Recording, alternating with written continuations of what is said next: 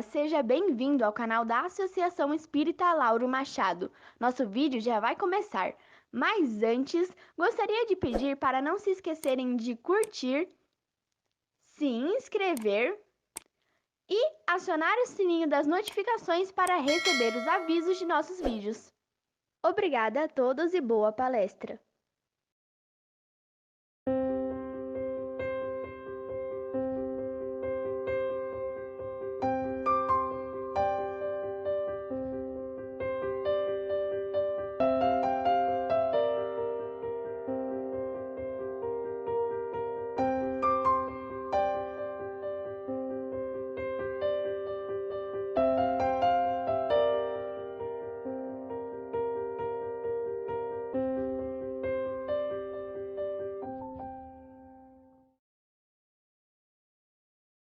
Boa tarde a todos. Nós estamos começando mais um ano de trabalhos, né? E gostaria de agradecer aos dirigentes da casa e aos mentores da Associação Espírita Lauro Machado por mais esta oportunidade. E estamos iniciando o capítulo 10 do Evangelho segundo o Espiritismo. Bem-aventurados os que são misericordiosos. Misericórdia é um ato de compaixão, de solidariedade para com os sofrimentos do próximo.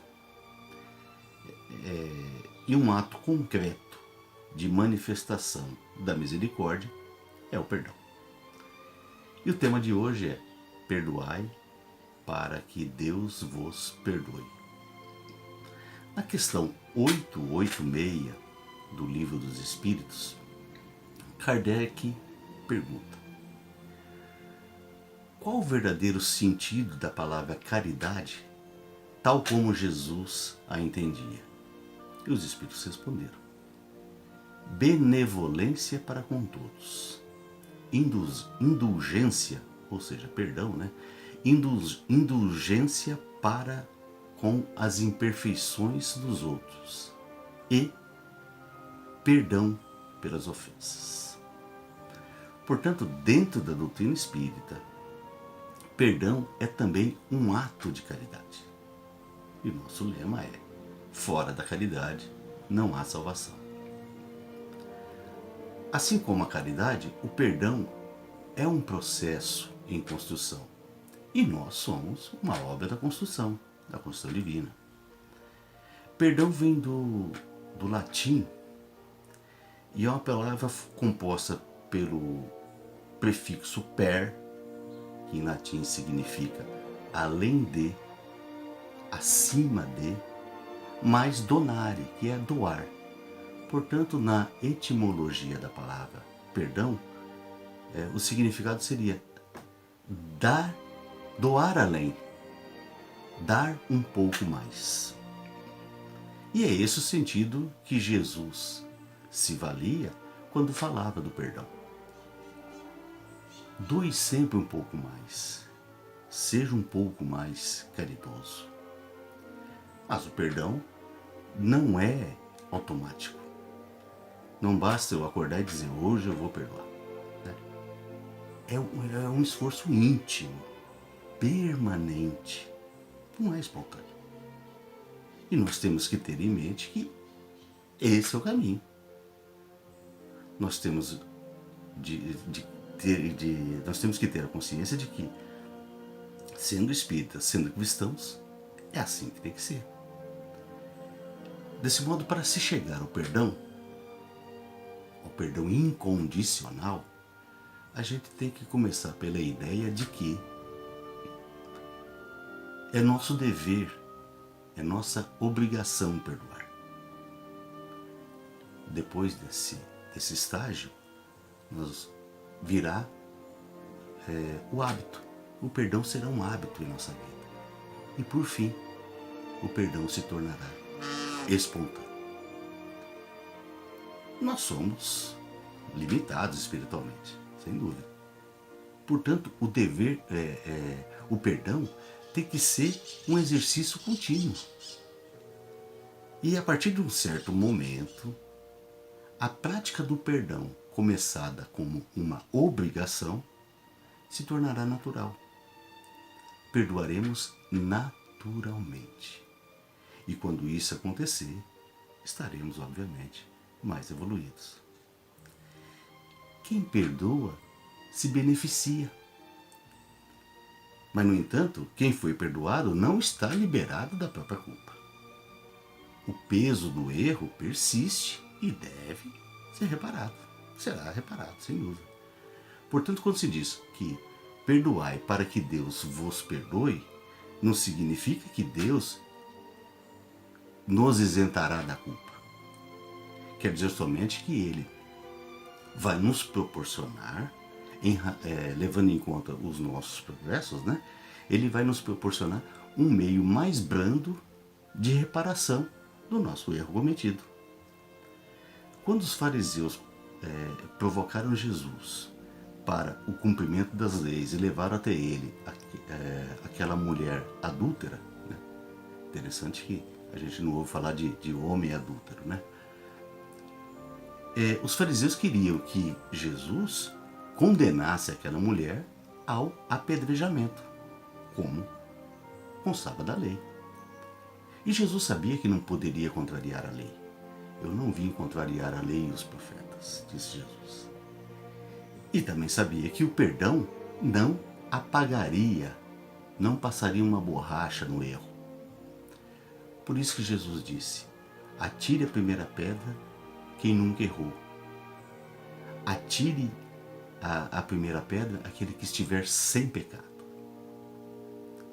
E todos saíram, a mulher ficou ali sozinha, Jesus se virou a ela e disse: vá e não peques mais. Então Jesus não isentou aquela mulher da culpa, somente não a puniu como a lei determinava. Isso quer dizer, portanto, que Jesus não concordava com o ato da mulher, não concordava com o adultério. Nós estamos aqui no planeta Terra para um trabalho de renovação. E vamos aprendendo aos poucos que perdoar é não retaliar, é não pagar com a mesma moeda. Perdoar é manter-se em paz consigo mesmo. Semear para o futuro.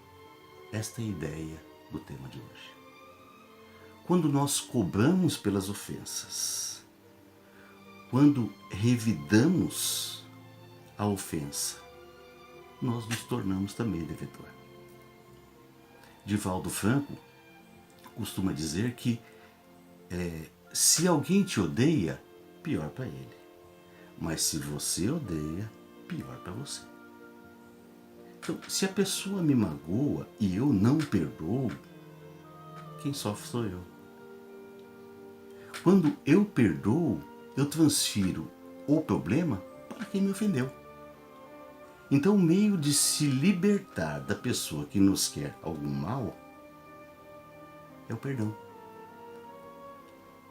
Ao perdoar, nós dissolvemos as energias negativas que nos rodeiam e criamos em nós um escudo, uma proteção, uma fluidificação positiva.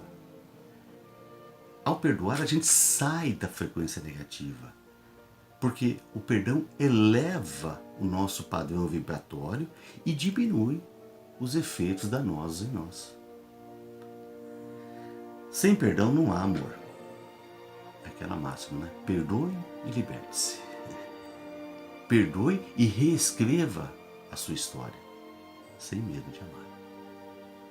Existem alguns caminhos que a gente pode tentar trilhar e que não exige tanto esforço assim.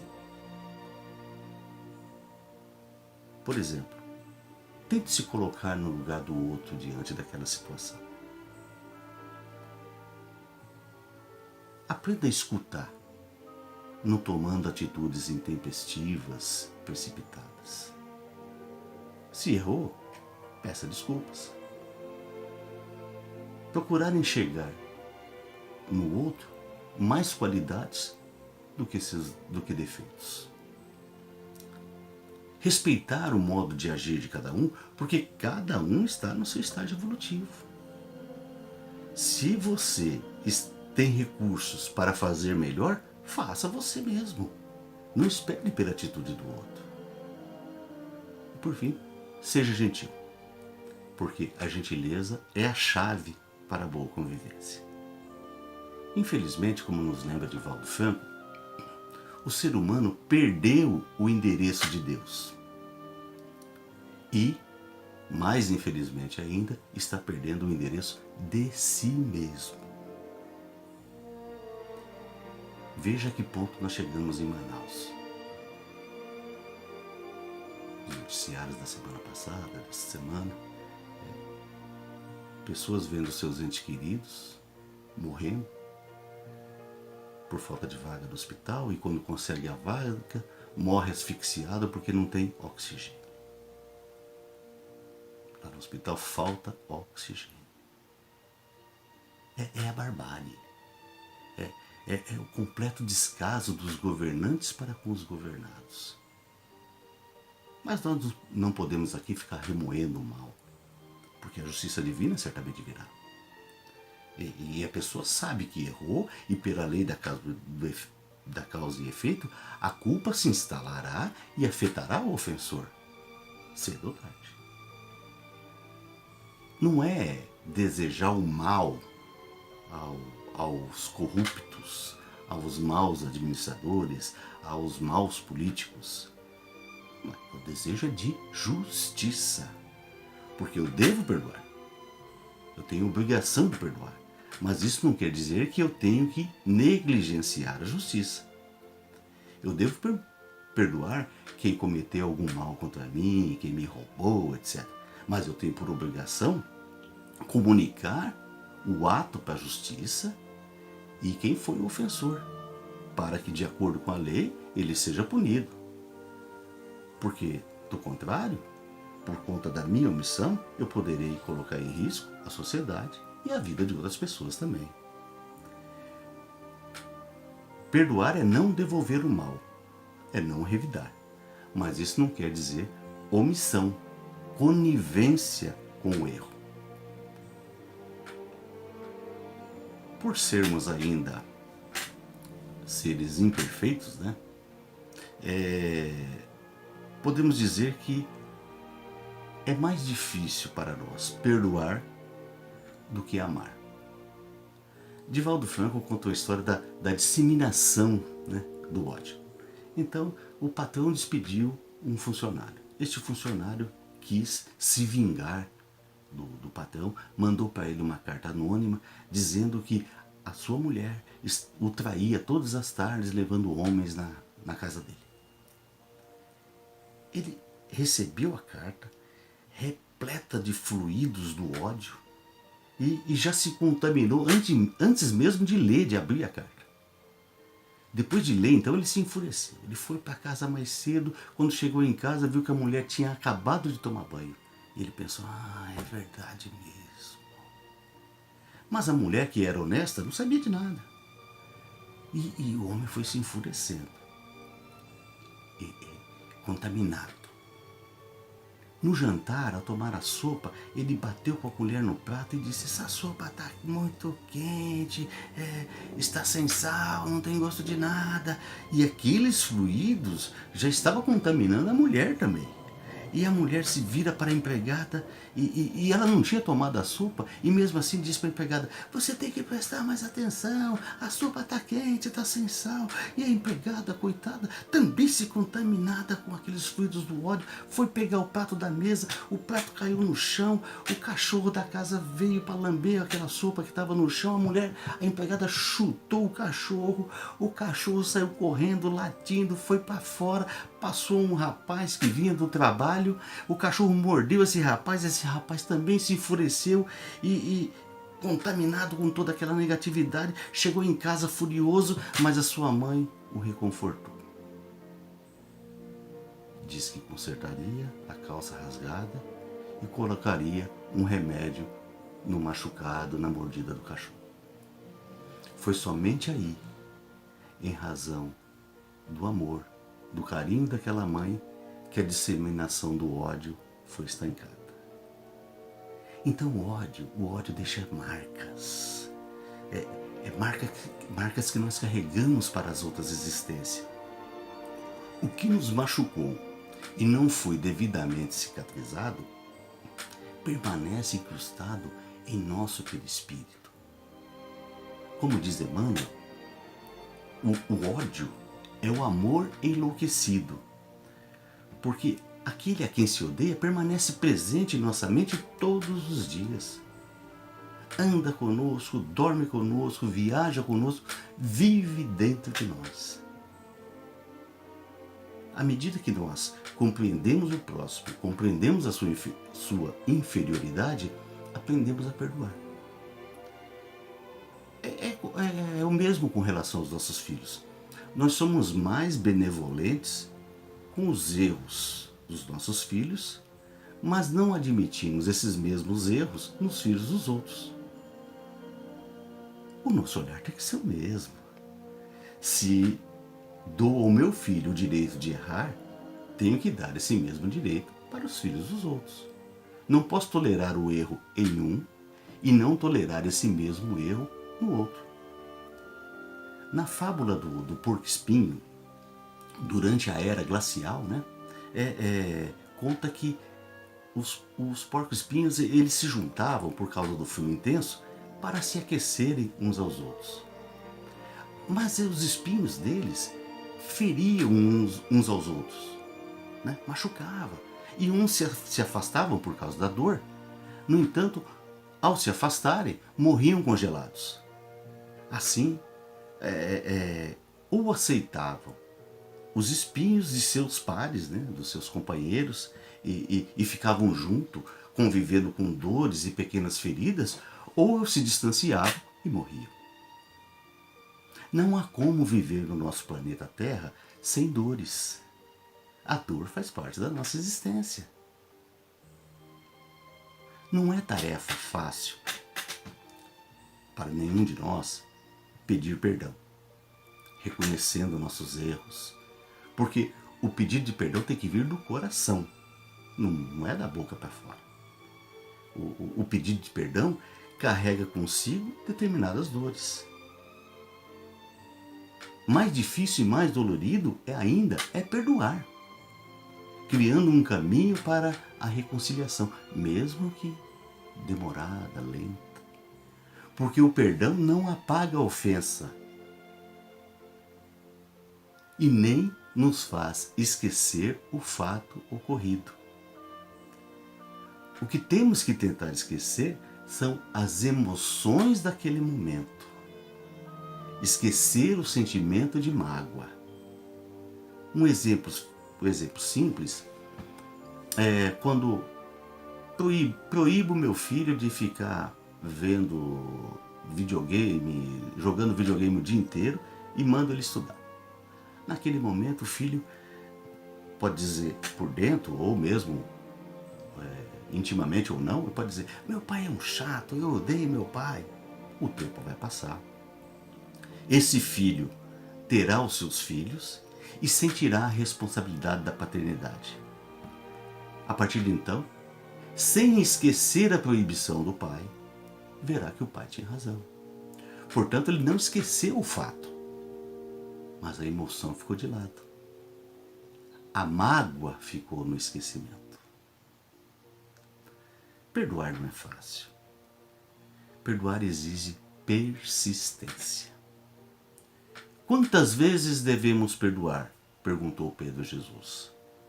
70 vezes 7 vezes, respondeu Jesus. Chico Xavier, com todo o seu bom humor, e para demonstrar que o perdão não tem limites, falando sobre tal questão, sobre tal passagem do Evangelho, disse que são 70 vezes 7 para cada erro cometido pelo irmão. Não tem fim. Sempre devemos perdoar.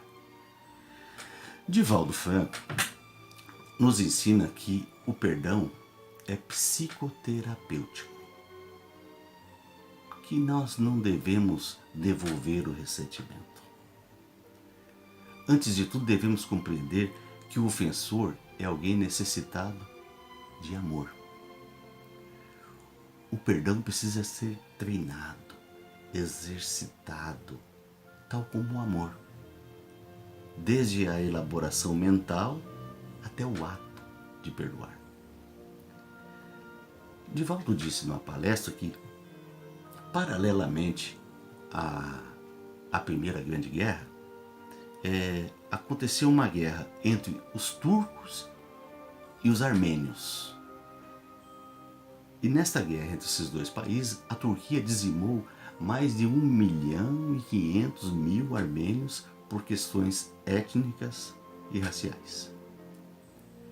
E dentro dessa guerra ele narrou a história de uma jovem armênia que teve seus pais mortos pelos soldados turcos. Na mesma ocasião, a sua irmã, de 12 anos de idade, foi jogada aos soldados turcos, que a violentaram com tanta intensidade que ela morreu. Essa jovem sobrevivente, com 15 anos de idade, foi transformada em escrava sexual do comandante daquela tropa, que era um maníaco sexual. Decorrido algum tempo, essa jovem conseguiu fugir. Estudou, diplomou-se posteriormente em enfermeira. E por volta de 1926, ela já trabalhava num hospital público na Turquia, em Istambul. E ela foi chamada para cuidar de um enfermo que estava coberto, o corpo inteiro de úlceras, úlcera por todo o corpo. A morte era iminente, faltavam alguns dias só. Ela aceitou a tarefa de se internar, ficar na mesma enfermaria, com aquele paciente, dia e noite. Dedicada e eficiente, ela salvou a vida desse paciente, restabelecendo a sua saúde. Depois de 6 meses, esse enfermo saiu do hospital e, quando estava deixando o hospital, foi agradecer ao diretor. O diretor lhe disse que o mérito era daquela enfermeira e apontou para a moça, porque ela que o havia atendido durante todo aquele período. E os dois, frente a frente, trocaram algumas palavras, se identificaram. Era o oficial que havia assassinado seus pais, jogado suas irmãs aos soldados dele para a estuparem, porque infelizmente o estupro é comum nas guerras. E era o oficial que a fizera de escrava sexual. Este oficial perguntou se ela o havia reconhecido desde o início, quando ele foi internado. E ela disse que sim. E voltou a perguntar por que ela não o havia matado, ou simplesmente por que não deixou que ele morresse corroído pelas úlceras. E ela disse: se o fizesse, me igualaria ao algoz, e minha consciência me puniria severamente. Como ela se tornara cristã, e ao conhecer Jesus através do Sermão da Montanha, tomou para si o dever de amar até os inimigos e perdoar aos que ela odiava.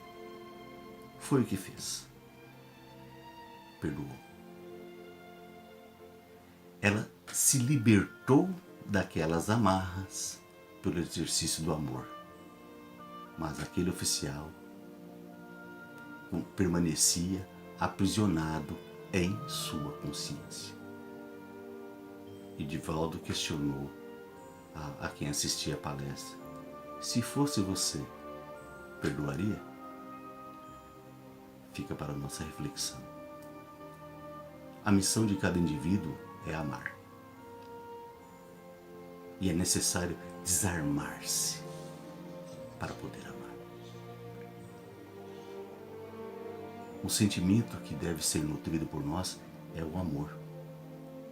Porque o amor é a solução para os problemas.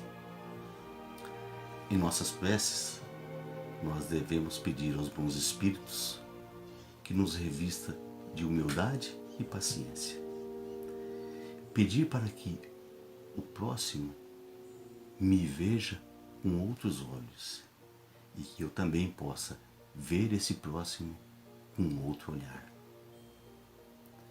Pedir para que eu insista no desejo de perdoar.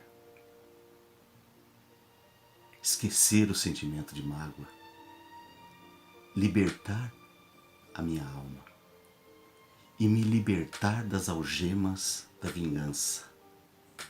Me deixando livre para novas experiências durante a minha jornada evolutiva. Bom, que Deus nos abençoe e que nós tenhamos uma semana de muitos progressos espirituais. Muito obrigado a todos.